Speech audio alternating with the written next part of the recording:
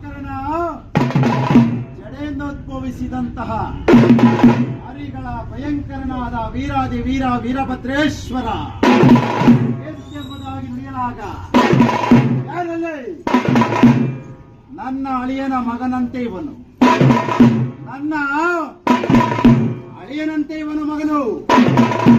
ಈ ಮೊಮ್ಮಗನನ್ನ ದಕ್ಷಾವತಿಯಿಂದ ಯಜ್ಞ ಕುಂಡದಿಂದ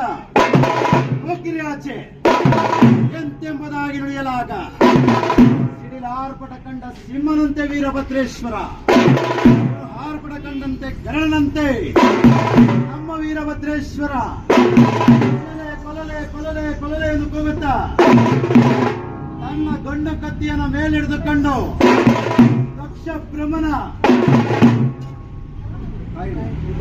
ಅಲ್ಲರೇ ಅಪ್ಪರೇ ರುದ್ರ ದಕ್ಷ ಬ್ರಹ್ಮನ ನನ್ನ ಗಂಡು ಕತ್ತಿಯಿಂದ ದಕ್ಷ ಬ್ರಹ್ಮನ ಶಿರಕ್ಷೆ